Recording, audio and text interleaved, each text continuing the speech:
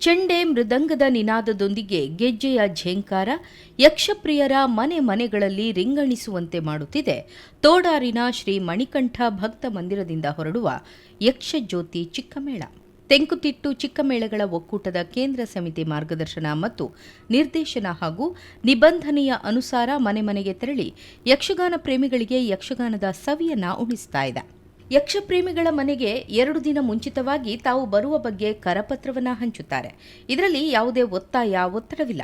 ಇಚ್ಛೆ ಇದ್ದವರು ಬನ್ನಿ ಎನ್ನುತ್ತಾರೆ. ಬೇಡ ಎಂದರೆ ಒತ್ತಾಯ ಮಾಡೋದಿಲ್ಲ. ಯಕ್ಷಗಾನದ ಬಗ್ಗೆ ಅಭಿಮಾನವಿರುವ, ಆಸಕ್ತಿ ಇರುವವರು ಬೇಡ ಅನ್ನೋದಿಲ್ಲ. ಪ್ರತಿ ಮನೆಯಲ್ಲಿ 15 ನಿಮಿಷಗಳ ಅವಧಿಯ ಯಕ್ಷಗಾನ ಪ್ರದರ್ಶನ ನೀಡಲಾಗುತ್ತದೆ. ಪ್ರಸಾದ್ ಆಚಾರ್ಯ ತೋಡಾರು ಸಂಚಾಲಕತ್ವದಲ್ಲಿ ಹಿಮ್ಮೇಳದಲ್ಲಿ ಭಾಗವತರಾಗಿ ಸುಶಾಂತ್ ಆಚಾರ್ಯ ಕೈಕಂಬ, ಮದ್ದಳೆಯಲ್ಲಿ ಜಗದೀಶ್ ಶೆಟ್ಟಿಗಾರ್ ಮಿಜಾರ್ ಮತ್ತು ಮುಮ್ಮೇಳದಲ್ಲಿ ಪುಂಡು ವೇಷದಲ್ಲಿ ಕಿಶೋರ್ ಸಾಲಿಯಾನ್ ತೋಡಾರು ಮತ್ತು ಸ್ತ್ರೀವೇಷವನ್ನ ಅಶ್ವತ್ಥಾಚಾರ್ಯ ಕೈಕಂಬ ನಿರ್ವಹಿಸುತ್ತಾರೆ. ನೇಪಥ್ಯದಲ್ಲಿ ಶಶಿಧರ ಪೂಜಾರಿ ತೋಡಾರು, ವಿಕಾಸ್ ಪೂಜಾರಿ ತೋಡಾರು ಸಹಕರಿಸುತ್ತಾರೆ. ಪೌರಾಣಿಕ ಪ್ರಸಂಗಗಳಿಗೆ ಆದ್ಯತೆಯನ್ನ ಚಿಕ್ಕಮೇಳಗಳು ನೀಡುತ್ತವೆ. 2 ಪಾತ್ರಗಳ ಭಾಗವನ್ನ ಸಮಯದ ಮಿತಿಯಲ್ಲಿ ಪ್ರದರ್ಶಿಸಲಾಗುತ್ತದೆ. ಕನ್ನಡ ಹಾಗೂ ತುಳು ಭಾಷೆಯಲ್ಲಿ ಪ್ರದರ್ಶನ ನೀಡುವ ಇವರು ರಂಗಸ್ಥಳದಲ್ಲಿ ದೂರದಿಂದ ಕಂಡು ಆನಂದಿಸಿದ್ದ ಯಕ್ಷಗಾನವನ್ನ ಯಕ್ಷಪ್ರಿಯರಿಗೆ ತಮ್ಮ ಮನೆಯಲ್ಲಿ ಆನಂದಿಸುವಂತೆ ಮಾಡುತ್ತಾರೆ. ಚಿಕ್ಕಮೇಳೆ ಮನೆಗೆ ಬಂದಾಗ ಇಷ್ಟೇ ಮೊತ್ತದ ರಶೀದಿ ಮಾಡಬೇಕು ಎಂಬ ತಾಕೀತಿಲ್ಲ. ಮನೆಯವರು ಎಷ್ಟು ಕೊಡ್ತಾರೋ ಅಷ್ಟನ್ನ ಸ್ವೀಕರಿಸುತ್ತಾರೆ. ಇದರಲ್ಲಿ ದುಂದುವೆಚ್ಚದ ಮಾತಿಲ್ಲ. ಮೇಳದ ದೇವರಿಗೆ ಮನೆಯ ಚಾವಡಿಯಲ್ಲಿ ಪೂಜೆ ನೆರವೇರಿಸಲು ಬೇಕಾದ ವಸ್ತುಗಳನ್ನು ನೀಡಿದರೆ ಮುಗಿಯಿತು. ಯಕ್ಷಗಾನ ಪ್ರದರ್ಶನ ಮುಗಿದ ಬಳಿಕ ಮೇಳದ ದೇವರಿಗೆ ಆರತಿ ಬೆಳಗಿ ಪ್ರಸಾದ ನೀಡಿ ಅಲ್ಲಿಂದ ಮುಂದಿನ ಮನೆಗೆ ಯಕ್ಷಪಯಣ ಮುಂದುವರಿಯುತ್ತದೆ.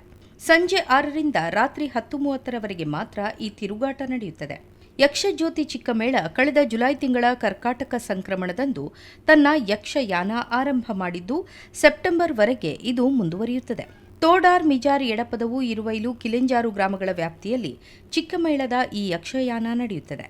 ಮಳೆಗಾಲದ ಸಮಯದಲ್ಲಿ ಯಕ್ಷಗಾನ ಪ್ರಿಯರಿಗೆ ಈ ಯಕ್ಷಯಾನ ಮನರಂಜನೆ ನೀಡೋದರ ಜತೆಗೆ ಮನೆಯವರು ನೀಡುವ ದೇಣಿಗೆ ಚಿಕ್ಕಮೇಳದ ನಿರ್ವಹಣೆ ಮತ್ತು ಕಲಾವಿದರ ಪೋಷಣೆಗೆ ಸದುಪಯೋಗವಾಗುತ್ತದೆ.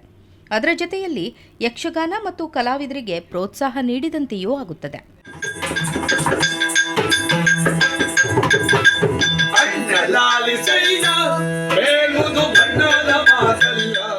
ಜಗಳ, ಪ್ರೀತಿ ಎಲ್ಲವೂ ಬೇಕು.